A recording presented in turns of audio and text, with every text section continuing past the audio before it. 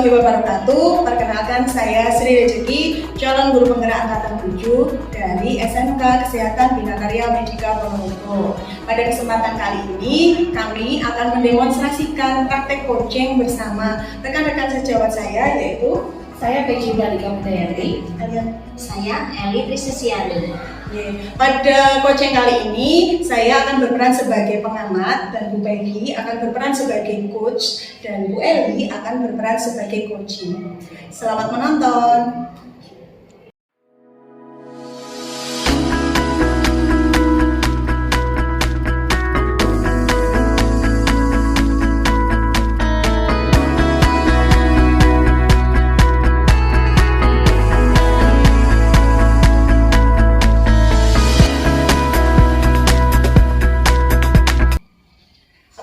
Bu Peggy, Bu Eli. Baik, alhamdulillah Bu Sri. Alhamdulillah, saya juga sehat.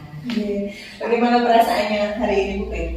Alhamdulillah, senang, bahagia. Bu. Pada kesempatan kali ini kita akan melakukan kegiatan praktek coaching, Bu, di mana saya di sini akan berperan sebagai pengamat atau observer, kemudian nanti Bu Peggy akan menjadi coach dan Bu Eli akan menjadi coaching, Nah, sebelum praktek coaching dimulai, ini ada beberapa hal yang ingin saya sampaikan, teman-teman, yaitu terkait dengan tugas saya sebagai observer itu. Terlebih dahulu saya ingin menyampaikan rubrik penilaian percakapan coaching pada kali ini. Hal yang akan saya amati di sini yang pertama adalah nih Bu, untuk kegiatan coachingnya yaitu alur cerita, yaitu tujuan utama, identifikasi, kemudian ada rencana aksi dan tanggung jawab. Semoga nanti di percakapan coaching ini keempat alur ini bisa nampak. Selanjutnya terkait coaching ini juga, Bu, jadi nanti diharapkan pada proses coachingnya itu menerapkan 3 prinsip coaching, yaitu kemitraan, kemudian ada proses kreatif dan memaksimalkan potensi. Selain itu juga ada 3 kompetensi inti yang sebagai coach itu harus dikuasai. Kalau boleh tahu, Bu Peggy, untuk praktik coaching ini nanti kompetensi inti apa yang akan panjenengan kembangkan? Jadi dari ketiga kompetensi inti itu, yang pertama adalah presence atau kehadiran penuh, kemudian mendengarkan aktif, yang ketiga yaitu mengajukan pertanyaan ke Bu. Dari 3 kompetensi inti yang ingin jenengan kembangkan secara spesifik, yang ingin nanti itu ingin diobservasi, konten yang mana Bu? Kalau saya menginginkan yang mengajukan pertanyaan ke bobot sepertinya, karena menurut saya itu adalah kemampuan dasar yang harus dimiliki seorang coach dalam memunculkan ide-ide kreatif dari coachingnya sehingga dapat menyelesaikan permasalahan. Bagi dari tadi kompetensinya kan yang kompetensi mengajukan pertanyaan bobot itu apa bagi indikator dari ketercapaian dari tujuan pengembangan yang panjenengan inginkan? Dari nanti saya mengajukan pertanyaan berbobot, harapan saya ini timbul dari coaching ide-ide kreatif, Bu Sri, ide-ide kreatif, kemudian alternatif pemecahan solusi dari permasalahan tersebut. Luar biasa sekali, Bu Eli. Ini saya sampaikan juga bahwa sesi coaching ini akan direkam, Bu, untuk kebutuhan program dan nanti akan diperdengarkan kepada Ibu Lilis sebagai fasilitator kita. Jadi ini sama saya catat, Bu, baik untuk ini yang sesi coaching ini apa yang ingin jenengan kembangkan, dan nanti jenengan kan berharap agar Bu Eli sebagai coaching nanti bisa mendapatkan solusi dan memunculkan ide sehingga potensi dalam diri coaching itu bisa tergali dengan maksimal. Niki sampun siap Bu Eli, Bu Peggy. Insyaallah. Monggo waktu saya serahkan sepenuhnya kepada panjenengan, monggo dimulai sesi coachingnya. Baiklah. Apa kabar Bu Eli? Alhamdulillah sehat. Alhamdulillah sehat Ibu. Pripun jenengan mau tak cari kemana-mana kok tidak ketemu. Tadi malam katanya WA mau ngobrol. Iya, Bu Peggy. Namun tadi kok ternyata saya masih ngandang di laboratorium lagi dengan anak-anak. Saya pikir tadi apa tidak jadi karena tadi malam kan WA. Jadi ya sesuai dengan kesepakatan, bisa tunggu di ruang waka, kok nggak ada gitu. Mau ngobrol apa ini Bu Eli? Iya, sampai. ini ada sedikit kegalauan kan Bu. Nggih, galau. Kalau saya mengamati itu anak saya tuh kalau diajak praktikum itu dia luar biasa antusias, senang gitu, sampai saya bisa berlama-lama. Kalau Makanya ini tadi lama ya di lab sehingga saya tidak menemukan jenengan. jadi saya masih di lab dengan anak-anak itu Iya, sampai iya. menghabiskan waktu. Namun ternyata kok Iya. beberapa itu setelah praktikum itu anak-anak itu dalam pengumpulan tugas Bu Peggy. Ini kok tidak sesuai dengan schedule yang saya harapkan. Oh betul. Jadi Bu Eli ini galau dengan para siswanya yang mengumpulkan tugas terlambat. Nggih. Sedikit diceritakan Bu Eli, mungkin bisa memberikan gambaran kepada saya. Di TLM panjenengan kan guru produktif nggih. Iya. Berapa mapel Bu Eli yang panjenengan ampuh? Bisa memberikan sedikit gambaran ke saya. Nggih. Untuk kelas 10 Bu Peggy di Iya. kurikulum Merdeka tahun ini di mapel saya itu hanya ada satu. Satu. Jadi itu dasar-dasar teknologi laboratorium medik. Oke, dasar-dasar teknologi laboratorium medik. Kalau idealnya yang diinginkan Bu Eli itu siswa yang seperti apa Bu Eli?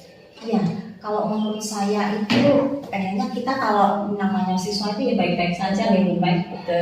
Jadi aktif. Aktif itu dalam arti kalau kita lagi ngajar dia itu mau mengungkapkan pendapatnya juga.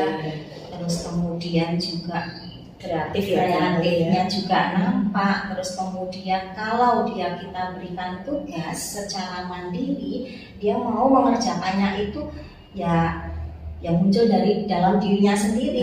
Kalau misalkan kita sudah schedule kan ya dia bagaimana bisa mencapai itu supaya sesuai.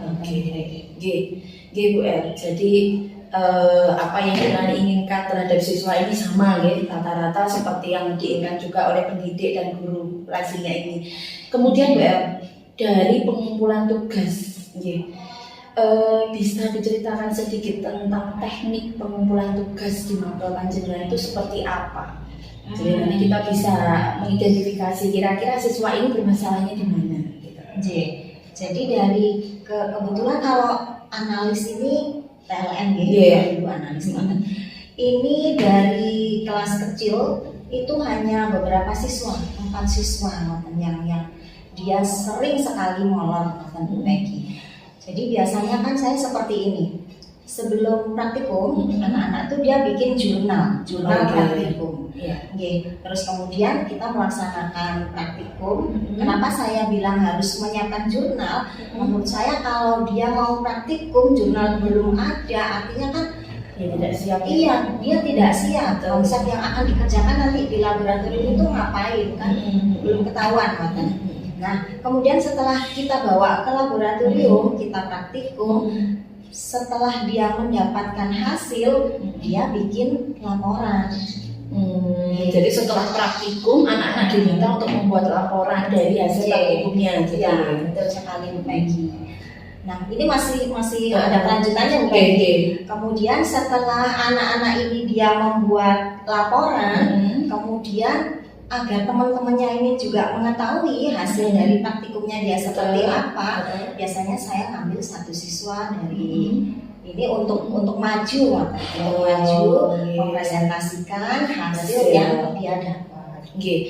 Berarti ini langsung dilakukan secara face to face tidak di daring mungkin di LMS atau Kalau selama ini Bu El, apa langkah-langkah yang panjenengan sudah lakukan untuk mengatasi hal tersebut? Kalau untuk jurnal biasanya kan anak-anak memang jadi hari H itu Hamin 1 dia bikin di rumah, kemudian dibawa ke lab itu sudah posisi dia tulis di dalam ada buku kita seperti ada buku becek gitu, besar itu ya, folio gitu ya.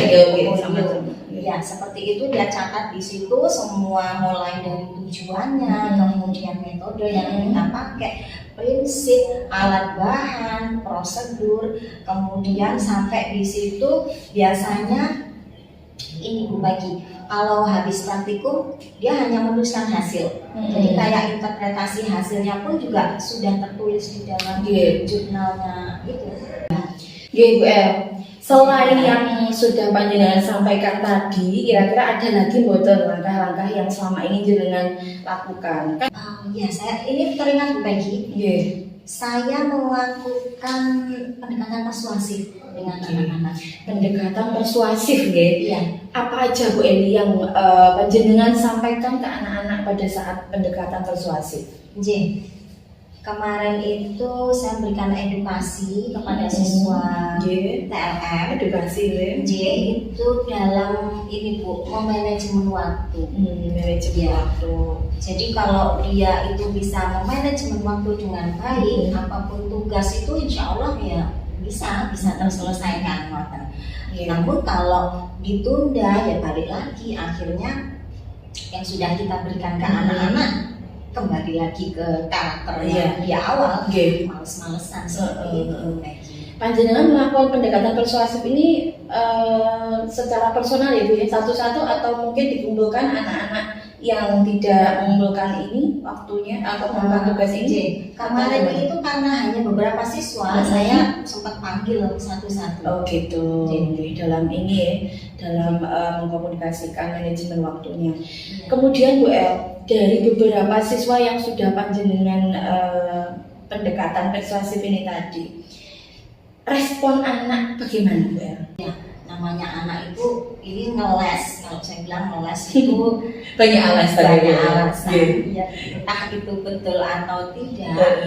Namun kemarin beberapa itu juga mengeluhkan ini kita tugasnya juga banyak Bu. Oh gitu.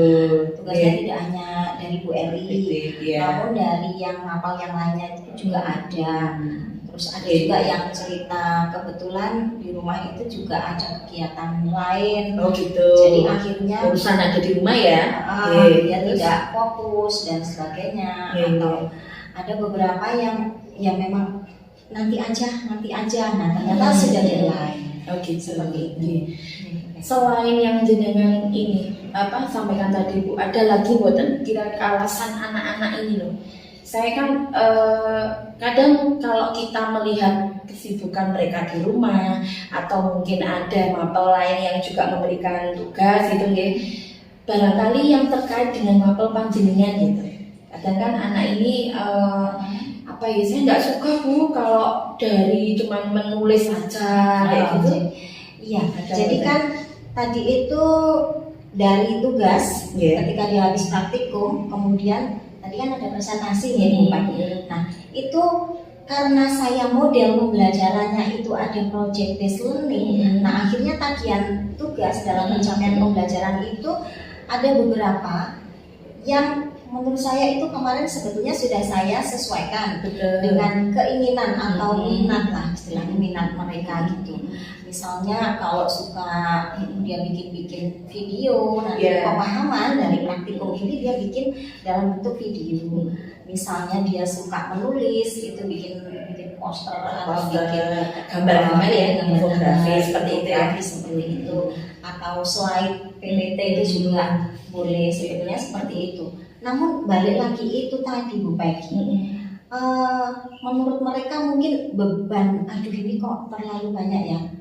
Guru lain ini juga ada yang dengan waktu yang sama memberikan tugas yang semacam itu. Ya, jadi memang responnya banyak sekali ya, responnya anak-anak. Dan tentunya itu juga kita sebagai pendidik, sebagai guru harus memenuhi kebutuhannya mereka. Artinya kalau memang mereka ini medianya tidak pas, kita bimbing mereka untuk berdiferensiasi seperti yang sudah jenengan sampaikan tadi. Di dalam melakukan pendekatan persuasif ini Bu El, adakah hambatan atau gangguan yang dirasa Bu El? Nah ini Bu Peggy, kalau menurut saya itu kita tuh pengennya kayak guru tuh bervariatif sebetulnya. Kita berikan anak ini, berikan itu dan sebagainya. Yang tujuannya sebetulnya kan itu kembali ke kita sebagai pendidik ini menuntun sesuai koridor dan sesuai alam dan zamannya. Alam dan zamannya seperti itu. Namun di sini ternyata kalau menurut pengamatan saya sendiri, tidak semua capaian pembelajaran itu kita bisa sampaikan dengan satu model. Kita memang harus bervariatif. Betul sekali. Jadi misalkan kita itu masih menanamkan konsep, itu mungkin kalau menurut saya masih pakai aja model yang di starter. Kalau kita sudah, anak-anak ini sudah mulai kenal dengan namanya anak SMP, Ibu Peggy. Kalau baru masuk ke SMK, kebetulan yang teknologi laboratorium, Jurusan kesehatan lagi ya, itu kalau langsung kita misalnya bikin kasihkan yang problem misalnya, mungkin belum nyampe atau bagaimana. Kalau yang project, sebetulnya kalau untuk IT ya, anak-anak ini kan sudah luar biasa. Ya, sekarang generasi ini ya, Z digital, Z atau sudah naik lagi nih generasinya. Gitu ya. Oke. Jadi semuanya hambatan kita akan mampu ngeten nggih. Nanti panjenengan yang mengantarkan memfasilitasi mereka. Kemudian peluang Bu Eli, peluang atau kemungkinan Bu Eli yang bisa dilakukan untuk mengatasi hal tersebut nanti gimana rencana panjenengan? Ya, kalau menurut saya karena ini ya, kita juga harus berkomunikasi juga dengan guru-guru yang lain. Ini pemberian tugas menurut saya itu mungkin dalam satu waktu saja yang sama. Jadi kita misalkan dalam satu pertemuan itu kita berikan tugas ke anak, kemudian bisa selesai dalam satu waktu itu. Misalkan tidak selesai, kita berikan waktu tambahan lagi di jam pertemuan berikutnya. Oke, berarti pada next time ya, berikutnya. Ya. Jadi itu tetap balik lagi nanti kita buat kesepakatan kelas dengan anak-anak. Siap. Terus Bu Eli, dari rencana aksi yang Anda sudah sampaikan tadi, indikator keberhasilannya nanti seperti apa? Nah, ini Bu Peggy, meskipun kita itu luring, namun dalam pengumpulan tugas ini biasanya saya tetap membuat di Google Classroom. Di situ kan tertera due date-nya atau schedule-nya, kan pengumpulannya kapan. Dan itu seperti yang tadi saya sampaikan, akhirnya pengumpulannya itu harus sesuai kesepakatan. Ini kalian mampunya dengan tugas yang seperti ini dengan berapa hari misalnya seperti itu. Jadi saya akan pantau lewat Google Classroom-nya. Terus Bu Eli dengan langkah-langkah itu tadi, dengan panjenengan juga mengumpulkan tugasnya lewat Google Classroom ya, mungkin barangkali ada yang diajak kolaborasi atau panjenengan membutuhkan siapa ini untuk membantu dengan? Iya, tentu saja kalau di produktif itu ada tim ya, teman-teman dari produktif itu saya ajak juga untuk berkolaborasi. Misalnya kita mengkomunikasikan panjenengan tugasnya untuk yang minggu ini apa, mungkin seperti itu ngeklikan dengan guru yang lain. Tugasnya seperti apa biar tidak bentrok maksudnya. Saya kok ngasih tugas ini hampir sama gitu, biar berbeda-beda dan bervariatif supaya endingnya si anak ini mampu mengerjakan semuanya dari banyak guru ini. Berarti dengan tim, hanya dengan Pak Saiful gitu. Insya Allah buatan Bu. Terus kapan rencana ini mau dimulai Bu Eli? Untuk rencananya insya Allah minggu depan Bu Peggy. Minggu depan, pada saat panjenengan ini membersamai anak-anak terus tindak lanjut dari yang sudah panjenengan sampaikan ini tadi ini kira-kira apa Bu ya? Biar nanti bisa untuk kita berbagi juga. Ya, dari obrolan ini tadi saya kok akhirnya dapat ide nih Bu Peggy. Ya, jadi dari masalah yang anak-anak mulai ini tadi due date atau pengumpulan tugasnya ini terlambat, itu kita sebagai guru yang harus tetap introspeksi diri juga nih dalam menyampaikan materi itu. Tidak serta-merta kita pengennya model yang ini itu tidak seperti itu. Kita bervariatif menyesuaikan dengan capaian pembelajaran yang kita punya, terus kemudian juga yang perlu kita garis bawahi kesepakatannya dengan siswa itu sih. Saya tunggu ngobrol-ngobrolnya nanti Bu Eli, panjenengan juga harus melaksanakan rencana aksinya, nanti progresnya seperti apa kita upload lagi ya Bu Eli. Bu Eli, nanti sudah runut ya, panjenengan sudah menceritakan, sudah ada ide-ide baru Bu Eli. Iya, dari obrolan tadi luar biasa Bu Peggy, bisa pancing-pancing saya apa ya gitu. Oke Bu El, yang terakhir Bu El, harapan Bu Eli dari semua permasalahan ini tadi itu apa? Iya, kalau menurut saya siswa-siswa saya ini kan ya, PLN itu luar biasa dan kita juga memberikan di depan tadi saya sampaikan memberikan edukasi yang memanajemen waktu dengan baik. Harapannya dengan kita memberikan edukasi memanajemen waktu dengan baik itu dia bisa dan mampu mengerjakannya itu sesuai dengan schedule yang kita inginkan. Mau melaksanakan gitu maksudnya, tidak hanya punya kesadaran diri. Betul. Ada motivasi diri dari dalam. Sama ini nggak sadar soalnya. Takutnya seperti itu. Iya aja, ternyata lewat. Ya, karena itu tadi kalau seperti yang Nina sampaikan tadi di awal kan anak itu ada yang punya kesibukan di rumah, barangkali itu ngeles. Nah betul. Nah, gitu. Ada lagi Bu Peggy. Nah, sebagai guru itu kita juga harus memahami dia juga. Nah, Harus tidak boleh ngejudge ya. Iya betul. Jadi mungkin belum mengerjakannya itu apa? Kita sebagai guru kan kalau kita ngobrol gitu, ini beneran atau dia cuma balas aja kan ketahuan dari raut mukanya. Itu Bu Peggy. Terkadang kita siswa aja gitu. Kamu kenapa terlambat? Saya ada ban bocor Bu, ada sepeda saya bocor ternyata. Luar biasa kalau anak sekarang mau mencari alasan itu 1001 alasan ya. Tapi insya Allah kita tahu ini benar, ini enggak itu kalau dia sampaikan betul, kita memahami oh ternyata ada sesuatu yang betul di balik dia. Itu. Yang jelas itu tidak boleh ngejudge. Ya betul. Memang ya tidak boleh. Ya. Terus ini tadi rencana aksinya mau dilakukan minggu depan. Ya, minggu depan. Kira-kira nanti kita ngobrol lagi kapan ya Bu Elia? Biar saya juga dengar cerita jenengan sebagai pengalaman baik saya juga dan jangan di sekolah Bu Elia. Ya, kita ngobrol di mana Bu Elia? Ya, siap Bu Peggy. Kapan ini kita ngobrol lagi Bu El? 2 minggu lagi gitu ya Bu Peggy. Di tempat Boleh. yang kesukaannya Bu Peggy aja yang suka ngobrol di mana. Nanti jenengan WA dulu ya. Oke. Karena katakan jenengan tadi di awal saya cari dari depan sampai belakang tidak ada, ternyata delik seperti itu. Oke, nggak apa-apa. Wajahnya kayak lagu. Nah, makanya aduh jangan lupa ya. Nanti Pak Jum gue atau dulu. Oke, sesi terakhir ini Bu Edi ada lagi yang mau disampaikan? Insya Allah unek-uneknya sampun semuanya tercurahkan dari jenengan dan dari obrolan ini bisa dapatkan ide yang luar biasa. Itu sudah lega sekali. Saya juga berterima kasih dengan ngobrolnya Bu Eli ini. Saya juga sedikit ada apa ya dalam hati saya. Oh caranya mengatasi anak seperti ini buat pengalaman saya.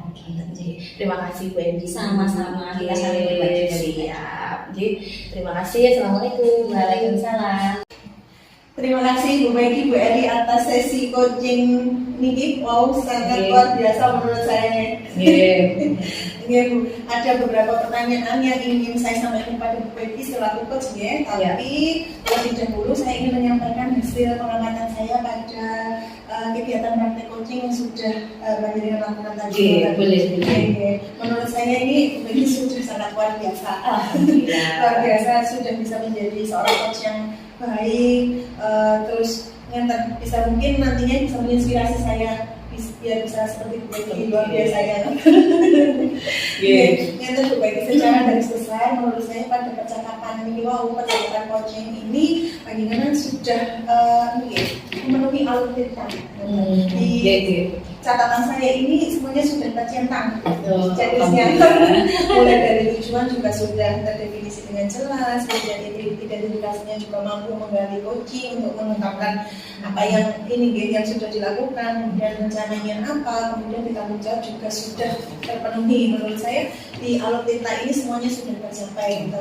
Kemudian menurut saya ini juga pada sesi coaching ini sudah menerapkan prinsip coaching yaitu yang kemitraan sama niki wau proses kreatif sama juga memaksimalkan potensi dari coachingnya itu sendiri. Kemudian dari hasil pengamatan juga niki luar biasa nih, bagi sudah memiliki 3 kompetensi inti sebagai coach nih. Alhamdulillah. Itu present kan, jadi sudah hadir secara penuh, jadi meluangkan waktu tidak sampai misalkan main HP kalau kan di hotel, juga sudah mendengarkan aktif sehingga coachnya ini merasa nyaman bisa bercerita. Dan yang lebih penting ini tadi juga itu mengajukan pertanyaan yang berbobot ya. Yang tentu kan di awal tadi kan dengan menyampaikan ada yang lebih spesifik dari kompetensi inti ini untuk dikembangkan gitu ya, itu kan mengajukan pertanyaan berbobot. Tapi menurut saya itu juga berbagi telah mengajukan pertanyaan berbobot, sudah banyak pertanyaan tadi yang sudah mengarahkan Bu Eli sebagai coach itu untuk mengeksplor dirinya. Kelihatan berbagi setelah melakukan coaching tadi gitu, apa yang sudah jenengan lakukan, yang sudah menjadi indikator tercapaian dari pengembangan kompetensi yang sudah di awal jenengan sampaikan tadi itu, yang seperti apa yang sudah jenengan inginkan?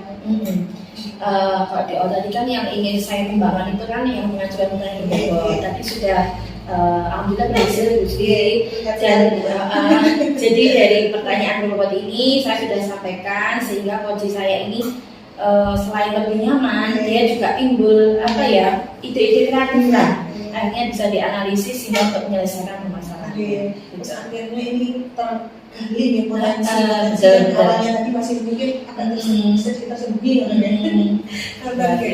Jadi setelah melakukan sesi coaching ini Bu, mungkin jenengan kan juga sudah merasakan gimana rasanya jadi coach gitu ya, Terus juga sudah mencoba mengembangkan kompetensi, mengajukan pertanyaan berbobot, dan menurut saya memang sudah berhasil jenengan lakukan.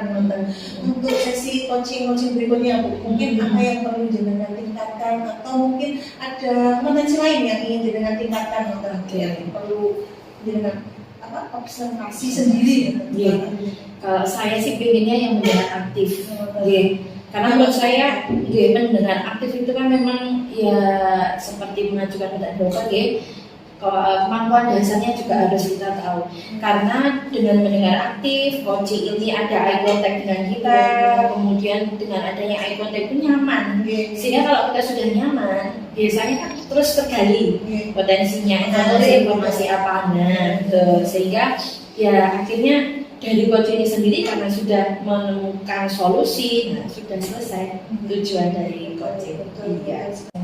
Kalau saya bisa ngasih skala dari 1 sampai 4 itu saya rasa ini sudah di skala 4. Alhamdulillah.